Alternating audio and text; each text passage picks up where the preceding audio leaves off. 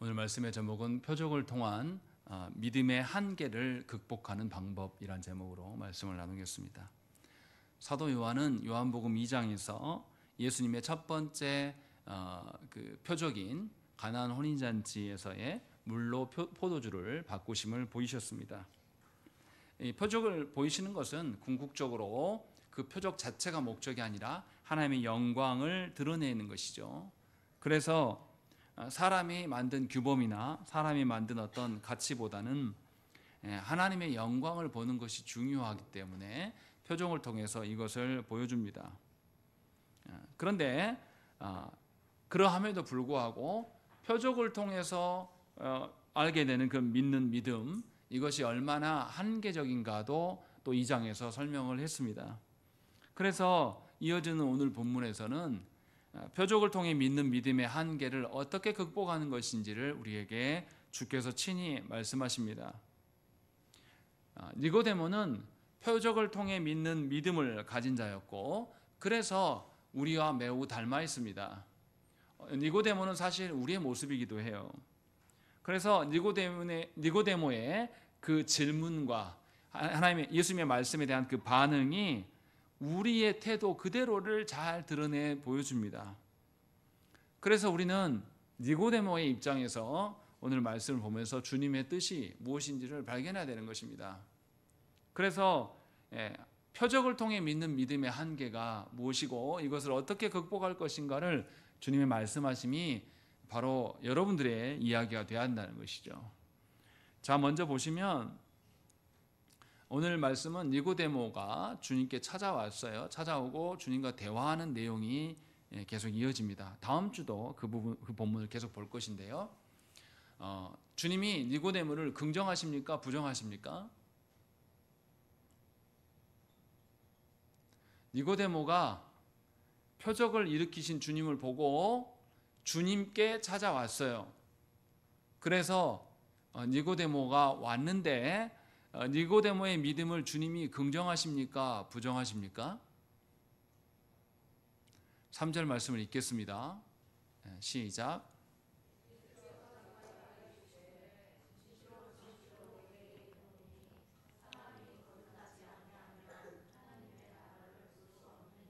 네, 예수께서 사람이 거듭나지 아니하면 하나님 나라를 볼 수 없다라고 말씀하셨어요. 그럼 니고데모는 거듭났다는 소리입니까? 거듭나지 않았다는 소리입니까? 거듭나지 않았다는 소리고, 그래서 예수님이 니고데모의 믿음을 인정한 겁니까? 인정하지 않는 겁니까? 인정하지 않는 거죠. 분명하게 주님은 니고데모의 한계를 지금 지적하고 계신다는 것이죠. 거듭나지 아니하면 하나님 나라를 볼 수가 없다고 말씀하십니다. 그래서 니고데모가 거듭나지 않았다라고 주님이 말씀하고 계시는 거죠. 그러면 주님이 무엇 때문에 이렇게 말씀하실까라는 것을 생각을 해봐야 돼요. 좀 주님이 너무하신 거 아닌가라는 생각이 듭니다. 왜냐하면 주님이 표적을 일으키셨는데, 기적을 일으키셨는데 사람들이 주님께 찾아온 사람이 있습니까? 없어요. 근데 니고데모는 따로 시간을 내서 주님께 찾아왔단 말이죠. 그런 점에서 다른 사람하고는 니고데모가 좀 달라요. 그리고 니고데모가 뭐라고 합니까? 주님을 향해서 2절 말씀 보세요. 당신은 하나님께로부터 오신 선생인 줄 압니다. 이렇게 한단 말이죠. 하나님께서 보내신 자라는 것도 니고데모가 알고 있다라는 거죠. 그러면 놀라운 건데? 이런 생각 우린 들죠. 그 다음에 뭐라고 합니까? 하나님이 함께 하시지 아니하시면 당신이 행하시는 이 표적을 아무도 할 수 없음이니이다 라고 이야기합니다. 분명하게 니고데모는 이 예수님께서 행하신 일이 하나님께서 허락하신 것이고, 그래서 예수님이 하나님으로부터 온 분입니다 라고 이야기를 하고 있다는 것입니다. 더군다나 니고데모는 어떤 사람입니까? 1절에 보시면 바리새인 중에 니고데모라 하는 사람이 있으니 유대인의 지도자다라고 되어 있습니다. 생각을 해보세요. 예수님 그때 당시에 나이가 어떻게 되십니까? 30대 초반이에요. 이 니고데모는 몇 살일까요? 유대인의 지도자면 60, 70 하시면 안 되고요. 그때 수명이 길지 않았습니다. 누가 나이가 더 많을까요? 니고데모가 더 많을 거예요. 그런데 자신보다 젊은 예수께 나와서 또 예수님이 어디 출신입니까? 나사렛 출신이에요. 나사렛에서 선한 것이 나온다고요, 안 나온다고요? 그때 유대인들의 생각은 나사렛에서 선한 그런 촌동네에서 뭐 나올 리가 없어, 이렇게 생각하는 동네인데, 그런 동네 출신인 그 예수님을 향하여서 니고데모가 뭐라고 부릅니까? 랍비여라고 부릅니다. 유대인들에게 랍비는 가르침을 하는 자, 가르침을 배울 만한 선생님이에요. 나이도 자기보다 어리고 또 나사렛 출신인데도 불구하고 니고데모는 주님 앞에 나와서 랍비여라고 이야기한단 말이에요. 굉장히 겸손의 태도를 갖고 있고 주님을 인정하고 있는 것을 우리가 볼 수가 있습니다. 그래서 니고데모는 결정적으로 뭐냐면 주님이 하나님께로부터 오신 분입니다 라고까지 이야기하는 거예요. 참으로 놀라운 통찰력이죠. 정말 이 사람은 좀 다른 사람들하고 구별된 사람인 것 같아요. 누가 봐도 대단한 분이다. 물론 밤에 주님을 찾아왔다라는 것은 뭔가 유대인들에게 들키지 않고 싶은 마음도 있겠죠. 그러나 분명히 긍정적인 부분이 있습니다. 왜 그러냐면 다른 사람들은 뭐만 집중합니까? 표정만 집중해요. 주님이 일으키신 기적만 쳐다보고 있어요. 그런데 니고데모는 기적을 일으키시는 그분을 바라보고 있는 겁니다. 이 점에서 차이가 있는 거예요. 기적을 일으키시는 그분을 발견하고 그분 뒤에 계시는 누구까지 생각하는 거예요. 하나님까지 생각하는 점에서 니고데모는 일반적이지 않습니다. 매우 달라요. 그런데 분명하게 우리가 알아야 됩니다. 주님이 표적을 믿고 믿는 자들에게 주님께서 그들에게 몸을 의탁하셨습니까? 의탁하지 않으셨습니까? 의탁하지 않으셨습니다. 부정했어요. 왜냐하면 그들의 마음 중심에 무엇이 있는지를 다 아신다라고 말씀하시거든요. 주님이 아니라는 거죠. 기적에만 있다는 거죠. 그래서 달라요. 니고데모는 그런 점에서 매우 특이한 사람입니다. 그리고 놀랍게 하나님께로부터 온 자라고까지 이야기를 한단 말이에요. 이 정도면 칭찬해야 되지 않습니까? 그런데 주님이 니고데모의 믿음을 부정하신다는 것이죠. 이게 무슨 의미일까요? 잘 생각을 해봐야 됩니다. 니고데모의 믿음의 한계가 무엇인지를 주님의 말씀에서 다 드러나 있습니다. 니고데모는 주님이 보이신 표적은 하나님께서 함께 하실 때만 가능한 것을 알고 있었습니다. 그리고 니고데모는 분명하게 표적 뒤에 계신 하나님의 함께 하심을 발견한 거죠. 그래서 바울도 히브리서에서 뭐라 그러냐면 보이는 것은 나타난 것으로 말미암아 된 것이 아니다. 그 이면에 계신 하나님 때문이다 라고 말씀해요. 그래서 니고데모는 예수의 표적이 하나님과 함께 하심의 증거라고 발견을 했습니다. 그러나 예수님을 하나님으로 인정했습니까? 사람으로 인정했습니까? 그냥 사람인 거예요. 예수님을 랍비라고 지칭하면서 예수께서 하나님의 아들 되심, 예수께서 하나님이심을 이는 알지 못했습니다. 예수님을 하나님으로 간주하지 않으면 구원을 받을 수 있습니까? 없습니까? 받을 수 없는 거죠. 예수로 말미암아 구원받는다는 생각 자체가 없는 겁니다. 그냥 하나님에 대해서 좀 더 배우고 싶은 것뿐이지 궁극적으로 예수님으로 인하여서 중생될 것들에 대한 생각을 가지지 못한 자예요. 여기서 우리가 한 가지를 생각을 해봐야 됩니다. 우리는 어떤 사람들입니까? 예를 들어서 이런 거예요. 오늘 제가 설교하지 않고 김남준 목사님이 만약에 설교한다고 해보십시다. 아니면 김남준 목사님 모르신가요? 아니면 유명한 이찬수 목사님이 설교한다고 해보세요. 그럼 우리 교회 사람들이 더 올까요? 더 오지 않을까요? 더 올 겁니다. 이게 문제라는 거예요. 우리는 사람들 중에 유명한 어떠한 것을 근거로 살아갑니다. 우리는 사람들 중에 뭔가 독특하고 남다른 것이 있으면 거기에 뭔가 있을 거라고 생각을 해요. 그런데 예수님 지금 뭐라고 말씀하시냐면 나 외에는 구원이 없다고 말씀하시는 거예요. 하나님께서 보이신 구원의 방편 외에는 다 똑같다라고 주님이 말씀하시는데 우리는 어떻게 살아가냐면 뭔가 사람들 중에 대단한 것이 있고 뭔가 사람들이 일으켜 놓은 뭔가가 있으면 그것으로 인하여서 저것이 하나님께서 하시는 복이야 라고 우리는 생각을 해버린단 말이죠. 그러나 다시 말씀드리지만 하나님께서 우리에게 하나님 나라를 주신 것, 하나님 나라를 보게 하시는 것은 예수 그리스도를 통한 것 외에는 없습니다. 내가 하나님을 믿고 하나님 나라를 따라 살아간다고 해서 이 땅에서 강력해지고 잘 되는 것이 아니란 말이에요. 그런데 우리는 사람의 어떠함을 보면서 사람의 어떠한 것을 근거로 인하여서 하나님까지도 판단하는 그런 모순에 빠진 자들입니다. 그래서 우리가 절대적으로 예수 그리스도를 신뢰하지 않아요. 놀랍게 오늘 본문에 나타나는 니고데모도 우리는 긍정하려고 합니다. 그러나 주님은 분명하게 니고데모를 부정하고 계세요. 표적을 통한 믿음이 얼마나 문제가 있는지를 우리에게 지금 말씀하고 있는 겁니다. 니고데모가 다른 표적만 쫓아가는 사람들과는 분명히 차이 나는 점이 있어요. 그러나 그런 차이가 있다고 해서 니고데모가 중생한 자냐? 그렇지 않다라고 주님은 분명하게 말씀하고 있는 것이에요. 그래서 보세요. 주님이 뭐라고 말합니까?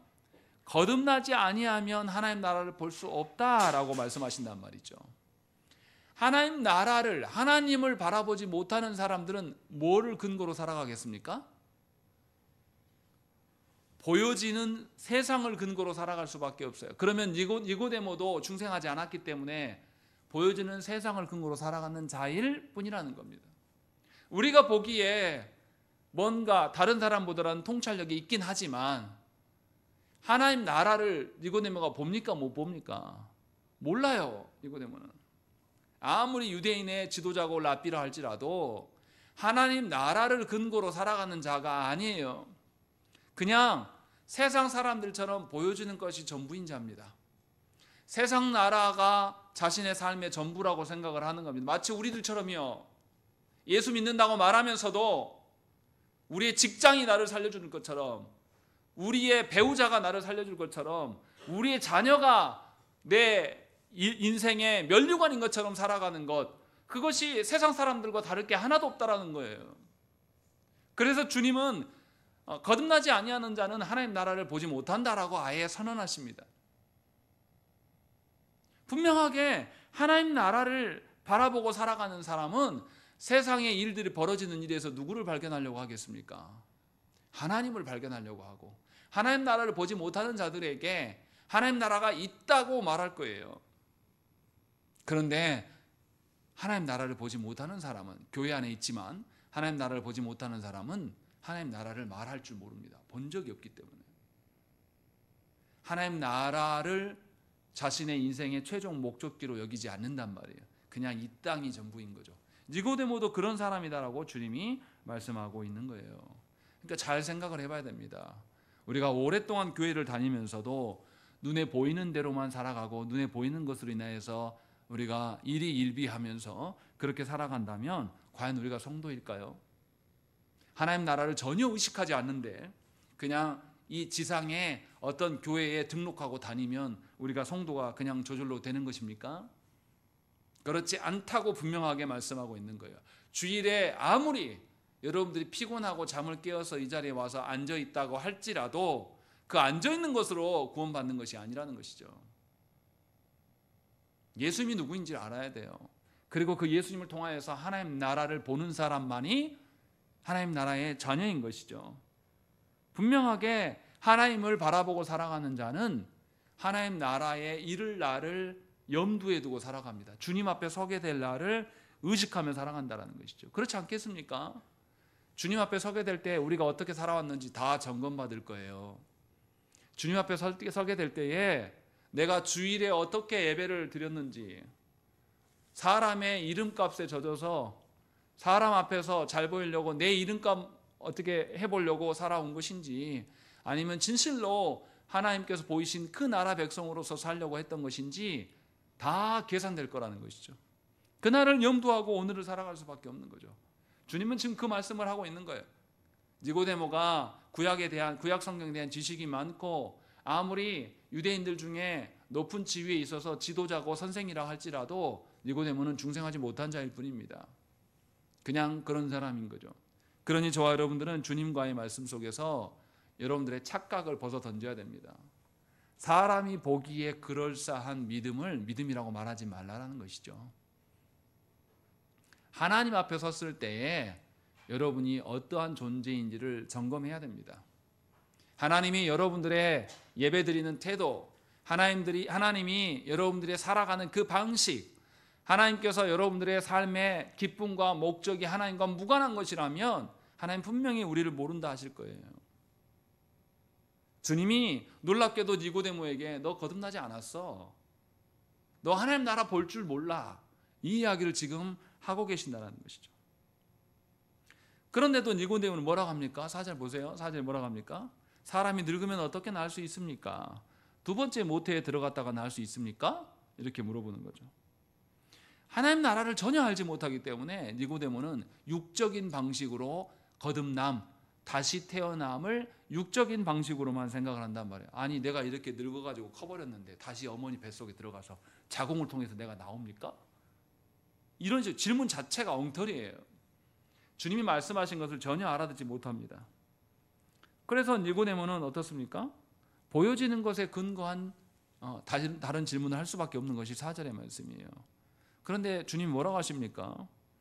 5절 말씀 보세요. 읽겠습니다. 시작.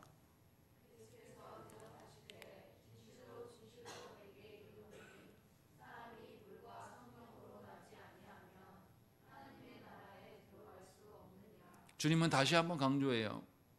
거듭남이 없으면 하나님 나라를 3절에서는 볼 수 없다 라고 말씀하시고 5절에서는 뭐라고 말씀하십니까? 물과 성령으로 나지 아니하면 하나님 나라에 들어갈 수 없다라고 이야기를 하는 거예요. 너처럼 주님이 이렇게 말씀하시지 않았지만 저는 그렇게 읽으면서 생각을 했어요. 너처럼 육적인 일로만 네 머리가 꽉 찬 자가 어떻게 하나님 나라를 보고 들어갈 수 있겠냐. 물과 성령으로 나는 것, 거듭나는 것은 영적으로 출생하는 것이다 라는 것을 주님이 지금 말씀하고 있어요. 니고데모는 육적인 태어남은 있었습니다. 그러나 안타깝게도 영적으로 출생된 적은 한 번도 없습니다. 그래서 주님이 말씀하시는 것을 그냥 자기의 상식선에서 생각하고 있는 거예요. 다시 태어난다고? 그럼 내가 어머니 뱃속에 또 들어가는구나. 그러면 그 어머니는 어디에 있는 것이고 어떻게 태어나는 거지? 이런 질문을 할 수밖에 없는 것이죠. 세상은요 이처럼 보여지는 것들로만 근거해서 생각하고 말하고 부추깁니다. 그래서 보여지는 것을 뭐라고 말합니까? 세상 사람들은 상식적이다 라고 이야기를 해요. 그래서 세상은 어떻습니까? 상식적인 사고를 가져야 된다. 상식적인 사회를 만들어야 된다. 상식적인 나라가 되어야 한다고 말합니다. 그러나 상식에 매이게 되면 한계에 봉착할 수밖에 없어요. 우주 만물 가운데서는 인간을 초월한 것이 있습니까? 없습니까? 엄청 많아요. 여러분들이 아는 별자리 막 운운하는 거 우리가 가봤습니까? 그냥 보여지는 것으로 추정하는 거예요. 그게 과학입니다. 세계의 화학자들이 우주는 은하계는 뭐 어쩌고 저쩌고 하는 거 어떻게 입증합니까?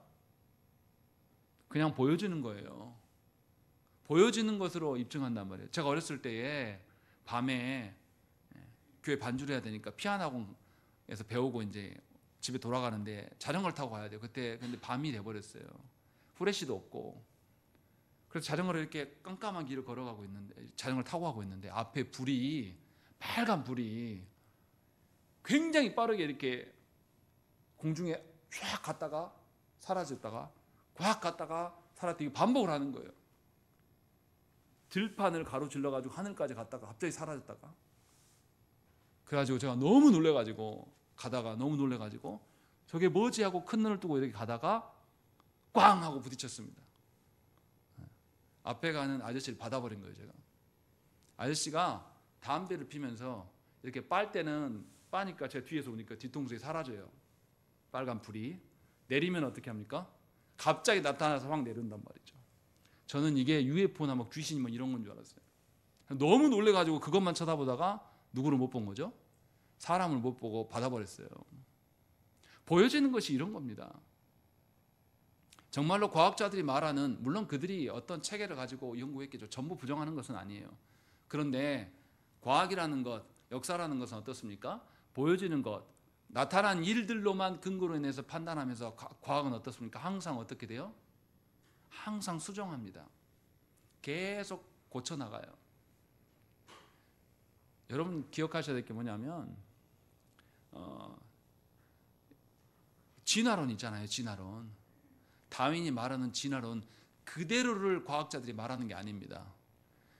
과학자들은 거기에서 진화론이 계속 발전됐어요. 그래서 수정된 진화론을 말하고 있는데 교회는 계속 무슨 진화론만 이야기하는 거예요? 다윈이 말했던 18세기에 말했던 그 진화론만 붙들고 멱살을 잡고 있는 거예요. 꼴값을 떨고 있는 거죠, 사실은. 과학자들은 계속 수정해서 수정된 진화론을 말하고 있어요. 어떤 근거를 갖고. 그런데 거기 판에 뛰어들어 가지고 과학으로 하나님을 설명하려고 하는 분들이 교회 안에 참 많아요. 보여지는 것을 어떻게 하나님을 설명합니까? 보여지는 것으로 하나님 설명할 수 없어요. 사람이 말하는 상식선에서 하나님의 어떠하심을 말할 수 있습니까? 니고데모가 지금 그것을 그대로 보여주고 있는 거예요. 자기 상식선에서 다시 태어남, 거듭남이라는 것은 어머니 뱃속에 다시 들어가는 것일 수밖에 없어요. 그래서 상식적인 한계가 무엇인지를 우리에게 보여줍니다. 아예 여식이 드러나요. 아예 딴소리 하고 있는 거예요. 하나님 나라에 대해서는 이만큼도 모르는 자예요. 그런데 선생입니다. 얼마나 위험한 상황이 있습니까? 주님은 영적 출생을 말씀하고 계셔요. 그래서 하나님 나라를 계속 이야기하는 거죠. 처음에 하나님 나라를 볼 수 없다라고 이야기했으면 하나님 나라의 관점에서 주님이 말씀하신 거 알아채야 되는데 이 선생이라는 작자가 뭐라고 그러냐면 어머니 뱃속에 다시 들어갑니까? 라고 주님 다시 말씀하세요. 하나님 나라에 들어갈 수가 없다라고 하면서 분명하게 영적인 출생을 말씀하고 있는 것이죠. 모든 사람이 첫 번째 출생을 합니다. 그래서 이 땅에 있는 거죠. 그러나 하나님이 택한 자들만 두 번째 출생인 중생을 하게 되는 것이죠. 거듭남의 일들을. 그래서 하나님 나라를 보게 되는 것이죠. 그래서 5절에 뭐라고 하냐면 사람이 물과 성령으로 나지 아니하면 하나님 나라에 들어갈 수 없다라는 거죠. 다시 말하면 앞에서 말하는 거듭남이 물과 성령으로 나는 것이다 라고 말씀하는 거예요. 물은 뭡니까? 죄사함의 의미를 이야기해요. 깨끗게 함을 말씀하시는 것이고, 성령은 뭡니까? 회개나 물 자체가 죄사함이 사람의 능력으로 된다는 것입니까? 사람의 능력으로 되지 않는다는 것입니까? 사람의 능력으로 되지 않는 하나님의 택하심이다, 하나님의 전적인 은혜이다 라는 것을 지금 말씀하고 있는 것이에요. 정리하면 거듭남은 하나님의 은혜로 우리에게 주어지는 것이고, 거듭난 자만이 하나님 앞에서 우리의 본성을 발견하고 우리 죄악을 발견해서 회개하게 되는 것이고, 회개의 과정을 거쳐서 세례로 확증되는 일을 경험하게 되는 것이죠. 그래서 회개는 자기 자신을 부인하고 자기가 죄인임을 인정하는 영적 죽음의 상태를 깨닫는 것이에요. 영적 죽음의 상태를 보지 못한 사람은 결코 회개하지 않습니다. 보여지는 이 땅에 육신의 어떠함만 있거든요. 그것이면 자기는 족하거든요. 이미 자기는 가질 만큼 가졌고 건강하고 아무 문제 없거든요. 그런 사람이 영적 죽음의 상태를 보겠습니까?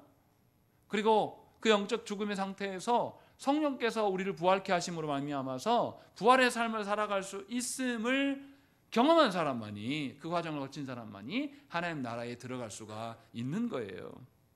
그래서 주님이 물과 성령으로 나지 아니하면 하나님 나라에 들어갈 수 없다고 말씀한 겁니다. 그러니까 하나님 나라를 아는 것, 보는 것만이 아니라 하나님 나라를 들어가는 것, 하나님 나라를 살아가는 것을 말씀하고 있는 거예요.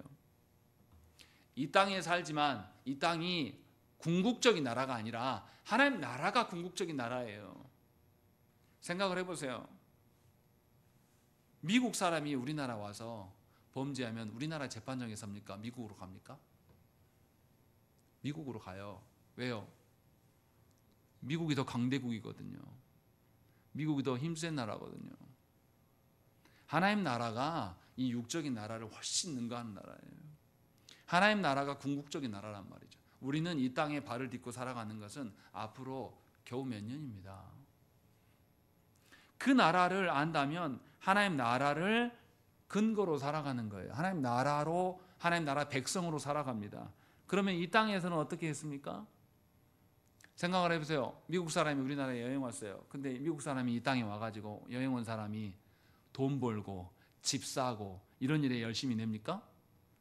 미국 사람이 우리나라 돈 벌러 왔어도 여기서 직장 생활을 해도 여기에 뿌리를 내리고 여기에 집 살려고 하겠습니까? 아니에요. 이 사람 어디다 집을 사겠어요? 미국에다 집을 살려고 할 거예요. 그게 합당한 방식이죠. 하나님 나라를 아는 사람은 이 땅에 어떠하며 살아가겠습니까? 하나님 나라의 가치에 집중하면서 살겠습니까? 하나님 나라의 가치를 집중하면서 살기 때문에 이 땅 안에서 굳이 막 호화로운 집을 짓고 그럴 생각이 없어요. 그냥 이방인처럼 나그네처럼 살아가요. 그래도 기쁩니다. 왜냐하면 하나님 나라가 예비되어 있기 때문에. 자신이 돌아갈 본향, 그 하나님 나라가 그에게 있기 때문에 하나님과 교제하는 삶을 살아갈 수밖에 없는 것입니다. 그래서 주님이 6절에서 뭐라고 말씀하십니까? 육으로 난 것은 육이요 영으로 난 것은 영이다 라고 말씀하면서 육과 영이 섞일 수가 없이 완전히 구별된 삶을 살아갈 수밖에 없다라는 것이죠. 우리가 영으로 태어난다고 할지라도 우리의 육신은 이전과 달라짐이 없어요. 거듭난 자라고 해서 뭔가 표식이 생기고 뭔가 우리 안에 놀라운 변화가 일어나는 것이 없습니다. 그냥 육적인 모습하고 똑같아요. 구별이 잘 안 됩니다. 그러나 궁극적으로 지향하는 바는 달라요. 궁극적으로 그의 소망이 다르고 궁극적으로 그의 기쁨이 달라집니다. 그것을 주님이 말씀하시면서 이야기한단 말이죠. 그래서 거듭난 사람은 육신이 후패해지고 낡아질지라도 그의 영혼은 어떻게 합니까? 날로 더 기뻐하고 날로 더 하나님 나라를 위하여서 소진될 수 있는 자가 되는 것입니다. 어떤 분들이 그렇게 말해요. 나는 이제 교회에서 나이도 먹었고 다 늙어서 나는 할 거 없어. 젊을 때 잘 섬겨.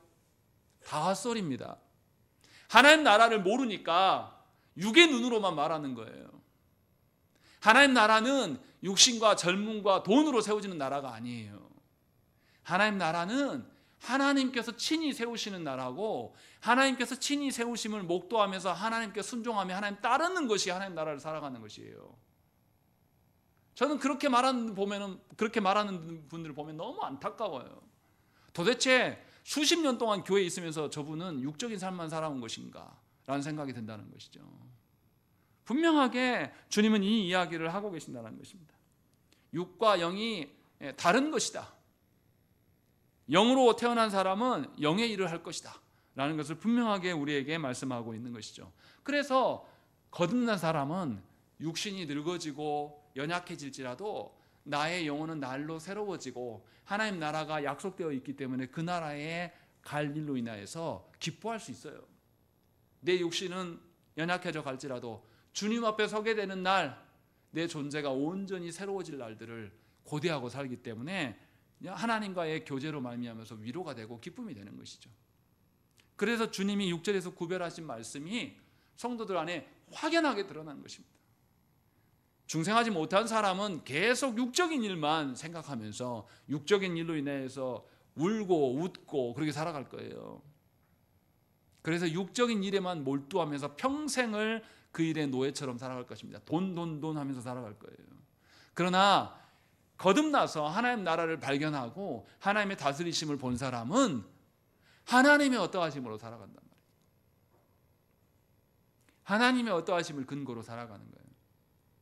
우리 교회에 공사해 주시는 분, 맡아서 공자하신 분이 다른 교회 장로님이신데 그분이 그 이야기를 해요. 자기가 예수 믿기 전에 똑같은 사업을 했었는데 완전히 망해가지고 바닥을 친 적이 있다고. 그때 죽을 뻔했다고. 근데 하나님께서 자기를 그 과정을 거쳐서 하나님 나라를 보게 하시고 돈으로만 되어지는 나라가 아니라 하나님께서 친히 이끄시는 것을 본인이 경험하고 있다. 그래서 자기는 어떠한 일이 있어도 주일에 공사 안 한다고. 아무리 바쁘다고. 처음부터 시작할 때 못을 박는데요. 그리고 주일날 해달라고 재촉하면 그냥 파기한대요. 일 안 한대요. 왜냐하면 하나님이 자기를 지금까지 이끌어 오셔서 그나마 그래서 자기가 사람 노릇하고 있다고 그러시더라고요. 그래서 하나님 나라를 보고 살아가는 것이 정말 복되다. 그런데 교회 안에 그런 분들이 별로 없다라고 그분도 그렇게 이야기하셔요. 하나님 나라를 위하여서 힘쓰고 애쓰는 자들은 소수이고 대부분은 다 육적인 삶에 매여 있어서 안타깝다. 그런 이야기를 나눴습니다. 분명하게 주님은 육과 영의 삶이 다른 것을 갈라놓고 말씀하고 계신다는 것이죠. 그냥 하신 말씀이 아니에요. 그래서 7절에 내가 네게 거듭나야 하겠다 하는 말을 놀랍게 여기지 말라라고 말씀하고 있는 거예요. 너 육적인 자야. 너 유대인의 선생이라고 네가 말하지만 너는 거듭나지 않았어 라고 말한 것에 대해서 충격적으로 여기지 말고 회개하라는 것이죠. 이처럼 영혼의 거듭남에 대한 놀라움을 이해하지 못하는 자들은 거듭남의 은총을 전혀 누리지 못하고 그렇게 살 수 없습니다. 본인이 살아가고 싶어도 그렇게 살 수가 없어요. 그래서 거듭나지 못하는 자는 영혼의 거듭남에 대해서 듣지만 아무것도 모릅니다. 설교를 들어도 하나님 나라에 대해서 무관심하기 때문에 들려지지가 않는 거예요. 보이지 않고 그 나라에 들어갈 수가 없는데 어떻게 들립니까? 이것을 지금 말씀하고 있는 것이죠. 그래서 주님이 그 다음에 말씀하시는 거죠. 8절 말씀 읽겠습니다. 시작.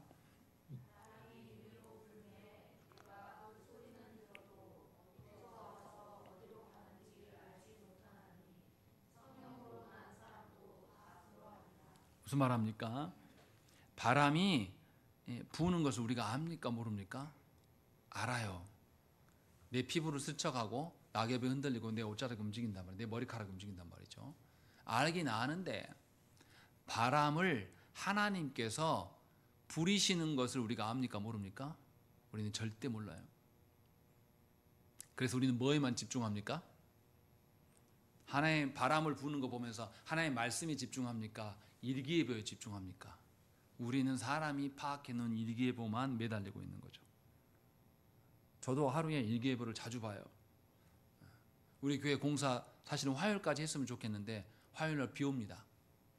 그래서 공사 못해요. 월요일까지 하고 끝내야 되는데 그래서 비가 계속 온대요. 화요일부터. 그래서 한 주가 더 걸려요. 일을 못하고 중단하니까. 이런 것만 쳐다보고 있는 거예요. 제가 그렇게 쳐다보고 있으니까 장로님이 와서 그러시더라고요. 하나님이 비 주시면 일을 멈추고 비 안 주시면 일해야죠. 고민 안 해요. 완전히 삶의 태도가 달라지는 것이죠. 왜냐하면 하나님이 모든 것을 다뤄가시는 것을 그 본질, 바람의 본질이 무엇인지를 모르기 때문에 그렇게 살아갈 수밖에 없다는 것입니다. 그러니까 영으로 태어난 자만이 궁극적으로 누구에게 붙들려 있습니까? 하나님께 붙들려 있는 것이죠. 그래서 영으로 태어난 사람은 세상 일에 매이지 않아요. 부모나 선생이나 사장이나 왕이나 목사에게 얽매이지 않아요. 왜냐하면 하나님께 붙들려 있기 때문에요. 어둠과 죄, 사망, 저주, 마귀의 권세에서도 자유로운 자가 되는 것입니다. 그러니까 여러분들 생각을 해봐야 돼요. 예수 믿는데 귀신을 무서워하는 분들이 있습니다. 문제가 있는 거예요. 하나님께서 성경에서 몇 번이나 말씀하시잖아요. 귀신이 먼저 예수님을 알아봅니까? 예수님이 귀신 알아봅니까? 귀신 먼저 알아봐요. 그리고 오시지 말라 그래요. 주님이 귀신한테도 나가 그러면 귀신 어떻게 해야 됩니까? 나갈 수밖에 없어요. 이거 여러 번 이야기하시거든요. 그런데도 귀신을 무서워하는 것, 귀신에 붙들려 있는 것은 문제가 심각한 겁니다. 아직도 하나님 나라의 백성으로서 살지 못하고 있다는 것이죠. 분명하게 이처럼 참 자유는 하나님으로부터 오는 것임을 우리는 알 수가 있어요. 그리고 9절부터 10절 이 두 절에서 재밌는 게 또 나타납니다. 계속 반복되었는데 뭐라고 되어 있습니까? 9절 10절 우리 함께 읽겠습니다. 시작.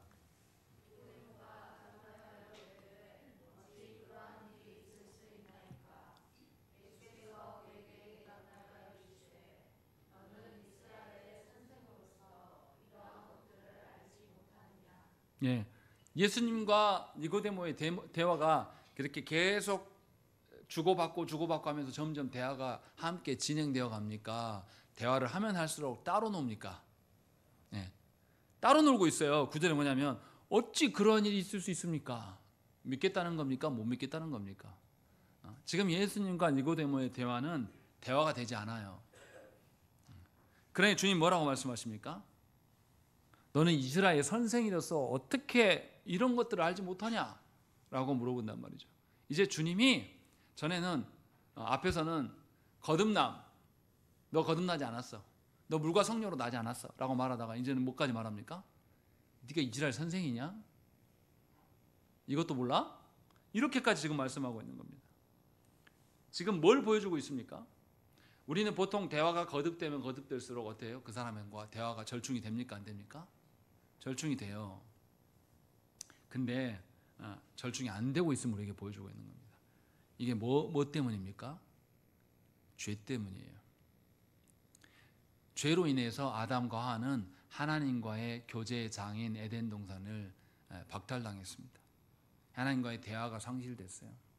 그리고 하나님께서 그들을 아예 죽이지 않고 놔두셨는데 그들의 후손들이 더 어떻게 해요? 죄가 더 만연하고 범람해요. 그래서 이들이 하나님을 향해서 도전합니다. 그래서 뭘 쌓습니까? 바벨탑을 쌓아요. 그러자 하나님께서 어떻게 합니까? 그들의 언어를 혼잡하게 하심으로 말미암아서 흩어버리세요. 이 말의 의미를 잘 알아들어야 됩니다.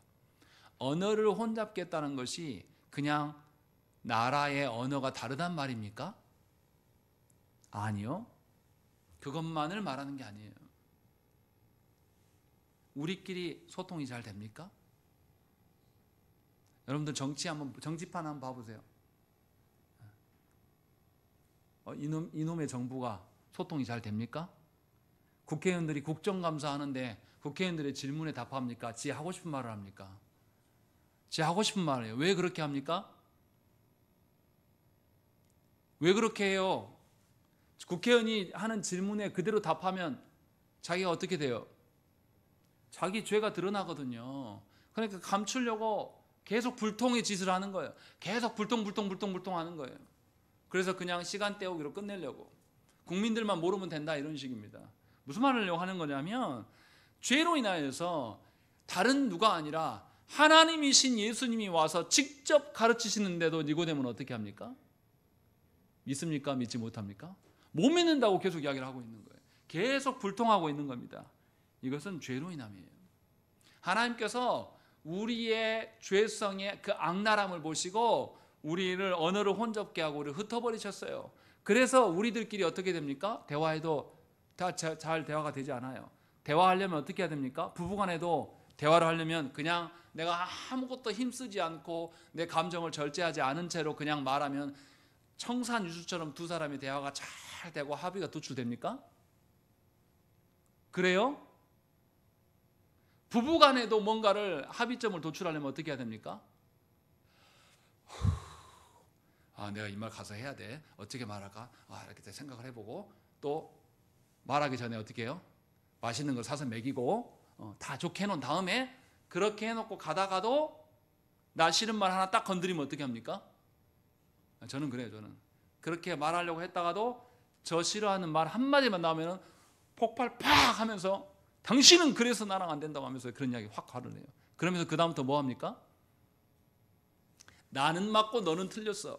나는 하려고 왔는데 네가 안 하고 있는 거야. 이렇게 하면서 누구만 남아요? 자기만 남아요. 이것이 우리의 소통 방식이에요. 근데 지금 말씀에서 무슨 이야기 하냐면 이것이 죄의 결과다라고 말하고 있는 거예요. 그래서 해결할 수가 없는 겁니다. 그래서 우리는 누군가 대화하러 갔다가 나랑 조금만 다른 점이 드러나면 어떻게 됩니까? 그때부터 그 사람을 더 사랑하고 더 이해해주고 기다려줍니까? 아니요. 자, 나와 다른 점이 드러나면 어떻게 그 다음부터 무시해요. 경멸하고. 이거를 누구한테도 합니까? 하나님이 사랑하고 한몸 되라고 하신 그 사람에게도 우리는 한단 말이에요. 자녀들에게도 우리는 그렇게 해요. 자녀들하고 동등한 입장에서 서로 의견을 조율하려고 하는 부모가 어디 있습니까? 자기가 갑이거든. 부모 내가 배 아파서 났어. 너 똥기저귀 한 거 내가 다 치워줬어. 너 그래서 사람 새끼가 됐어. 이 말 왜 합니까?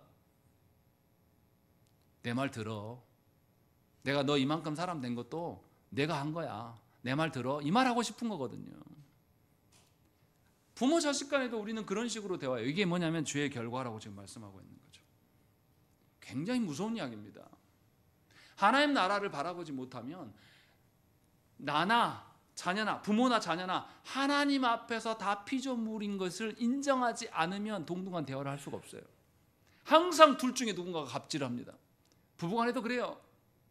하나님 앞에 서서 우리 모두가 죄인이고 당신이나 나나 다 하나님 앞에서 수정돼야 될 자임을 아는 자만이 하나님 앞에서 격노하지 않으면서 하나님 앞에서 우리의 정서까지도 내려놓을 수가 있는 겁니다. 지금 니고데모는 그렇게 하고 있지 않아요. 그래서 주님 앞에서 계속 불통의 모습을 보여주고 있는 것이죠. 왜 이렇게 됩니까? 궁극적으로 누구를 몰라서. 하나님 모르거든요. 그래서 결혼할 때 믿는 자와 결혼하라고 이야기하는 겁니다. 하나님 모르는 자와 함께 부부로 한 몸을 이뤄가는 것은 불가능한 일이거든요. 그래서 상대방이 하나님을 아는 게 먼저예요. 여러분들 자주 착각하시는 분들이 많은데요. 여러분 말을 듣게 하기 위하여서 하나님 말하지 마, 성경 말씀하지 마세요. 하나님을 먼저 알게 하는 것, 그래야지만 그 다음에 죄가 해결되고 그 안에서 온전한 소통이 드러나는 것이에요. 그게 먼저예요. 여러분들과 갈등이 없고 그냥 평화의 상태가 먼저라고 생각하는 분들은 착각하는 겁니다. 그래서 가정이 힘들어지는 겁니다. 분명하게 니고데모는 지금 우리에게 그것을 보여주고 있어요. 왜냐하면 니고데모는 하나님에 대해서 잘 몰라요. 하나님 행하신 데 대해서 잘 모르는 자입니다. 그런데 더 심각한 건 뭡니까? 니고데모가 이스라엘의 뭐예요? 선생, 지도자란 말이에요. 학생이 자기 자신이 모르는 것을 발견하는 것은 좋은 일입니까? 나쁜 일입니까? 좋은 일이에요. 시험 왜 봅니까? 얘라 너 그거밖에 안 되냐 이거 확인해 주려고 보는 거예요? 아니요. 내가 모르는 것이 무엇인지를 확인하기 위해서 시험 보는 거예요. 그래서 내가 모르는 거 발견하는 것이 공부하는 겁니다. 자기가 무엇을 모르는지를 모르는 학생들이 태반입니다. 학생에게 모르는 것이 발견되는 것은 좋은 일이에요. 그런데 선생이 모르는 것이 투성이다. 그러면 어떻게 됩니까? 자기만 죽는 게 아니잖아요. 학생들까지 다 죽이는 일입니다. 지금 이런 일이 벌어지고 있는 거예요.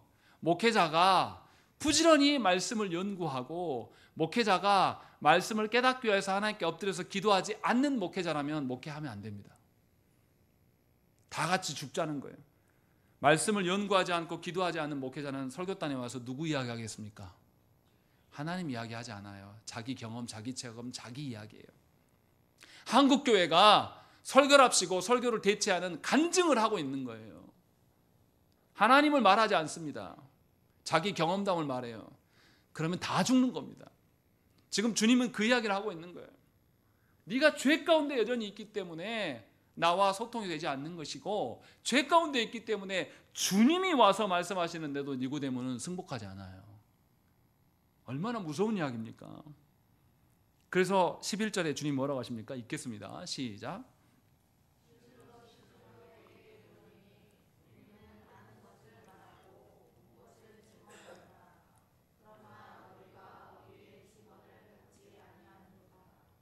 예, 주님 뭐라고 그러시냐면 니고데모 혼자 온 것 같지는 않아요. 왜냐하면 뭐라고 되어 있습니까?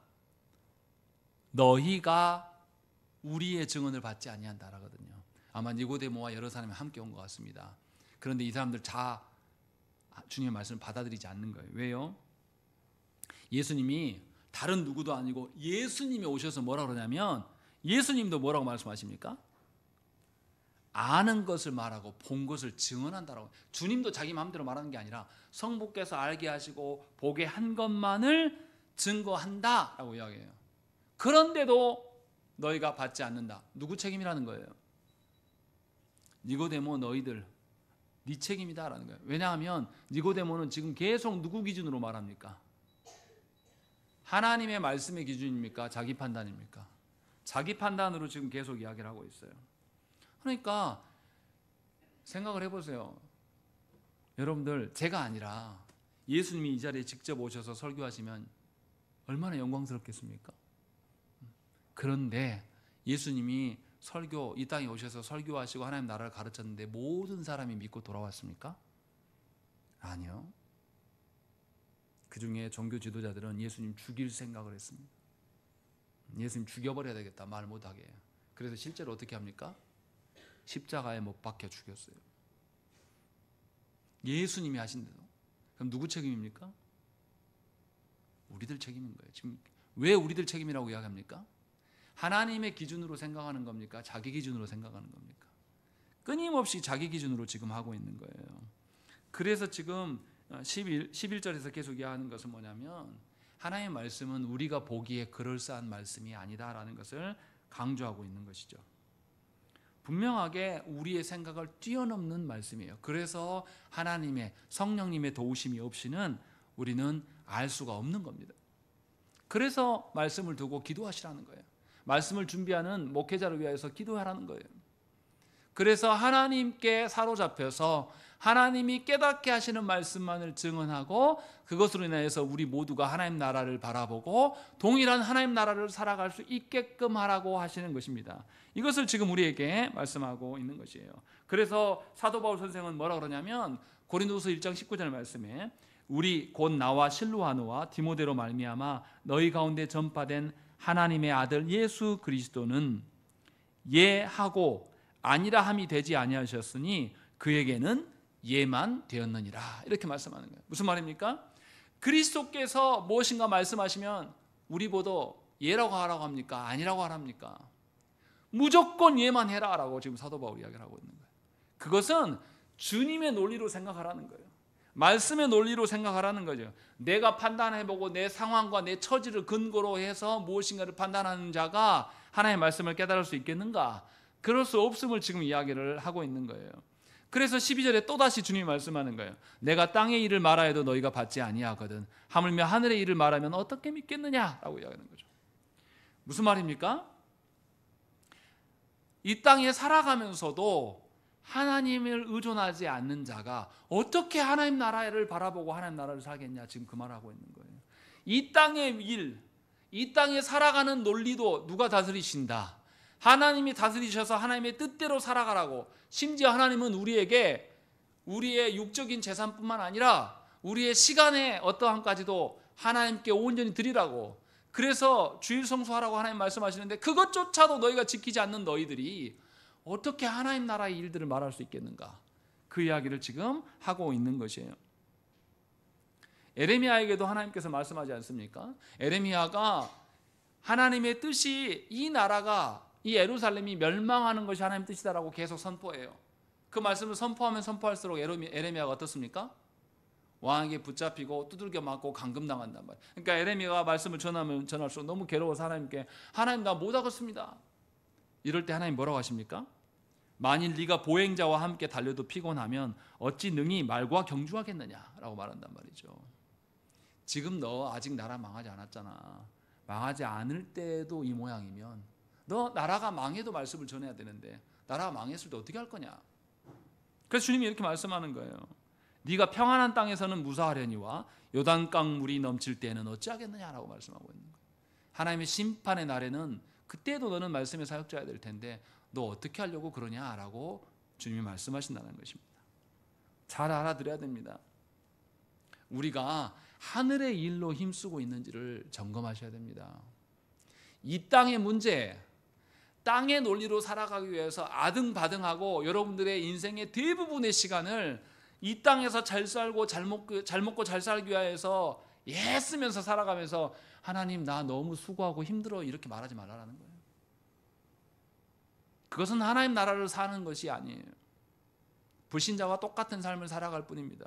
여러분 스스로는 이렇게 말할지 몰라요. 하나님 나 교회도 다녔고요. 헌금도 했어요. 그래서요. 여러분이 하나님 나라를 위해서 힘쓰고 애쓴 것이 무엇입니까? 여러분이 하나님이 다스리시고 하나님이 하나님 나라로 여러분들이 이끄심에 대해서 여러분들이 순응하고 반응한 것이 무엇이에요? 누가 가르쳐주고 누가 이거 하세요 저거 하세요 한 거에 대해서 행한 것이 하나님 나라를 위해서 행한 것입니까? 그것이 신앙입니까? 목사 1인이 모든 교회를 이끌어가고 그 안에서 목사가 이렇게 하라는 것에서 순종했다고 해서 주님이 착하고 순종한 종아 이렇게 말씀하실 것 같습니까? 그렇지 않다라는 거죠. 그래서 제가 아까 이 땅에 육신의 삶을 살아가는 사람은 사람에게 매인다고 말할 때 누구도 말했습니까? 목사도 언급한 거예요. 하나님 앞에서 사십시오. 하나님의 목사는 어쩔 때 필요해요. 하나님의 말씀을 바르게 배우고 그 말씀대로 내가 살고 있는지 점검할 때 도움이 되는 조력자예요. 궁극적으로 우리는 하나님 앞에 서야 되는 것이에요. 그 이야기를 지금 이야기를 하고 있는 것입니다. 그러니 우리가 무엇에 힘쓰고 살아가는지를 잘 점검하셔야 돼요. 정말 여러분들이 하나님 나라의 일에 힘쓰고 살아가는지 그것 때문에 여러분들이 마음이 타들어가고 하나님의 의가 우리 가운데, 우리 교회 가운데, 가정 안에 또 이 사회에 없는 것에 대해서 애통해하고 슬퍼하는지 점검해야 한다는 것이죠. 그렇지 않고 내 육신의 삶, 내가 몸이 많이 아프고 늙어가니까 많이 아프고 쇠약해지고 그래서 돈이 필요하고 그래서 사람들로부터 위로가 필요하고 이런 것이 없어서 괴로워하고 눈물 쏙쏙 빼고 있는 것이 무슨 하나님 나라의 삶이냐 이것이요. 주님이 그것을 우리에게 지적하고 계신 것이죠. 다시 말씀드리면 이 땅에 드러나는 표적들, 이 땅에 발생한 일은 그것에만 머물러 있게 할 수밖에 없어요. 그러나 하나님께서 모든 벌어지는 일을 통해서 누구를 드러내기를 원하십니까? 예수 그리스도를 드러내시고 하나님을 드러내기를 원하는 거예요. 그러니까 표적을 통한 믿음의 한계를 극복하는 것은 말씀으로 돌아가는 길이에요. 다시금 하나님 나라를 살아내기 위해서 서는 것이에요. 그래서 하나님이 뭐라고 말씀하십니까? 예수께서 변화산에 오르셔서 변화될 때에 제자들과 함께 있을 때에 하나님이 친히 말씀하시는 거예요. 이는 사랑하는 아들이며 기뻐하는 자이기에 주님의 말씀을 들어라 라고 하나님이 목소리로 음성으로 제자들에게 알리십니다. 주님이 세례받을 때는 주님의 말씀을 들으란 말은 하지 않으세요. 그런데 변화산에서 분명하게 말씀하셔요. 왜 그렇습니까? 이제 변화산에 내려가서 주님 어디로 가셔야 됩니까? 십자가의 길로 가야 되거든요. 도무지 이해가 안 되는, 우리 입장에서는 베드로와 요한의 입장에서는 주님이 어느 길로 가야 돼요? 로마를 격파하고 이 땅의 모든 우리의 결핍과 괴로움을 다 해결해 주는 그분이 되어야 될 텐데 주님은 이상하게도 십자가의 길로 가서 죽으실 거거든요.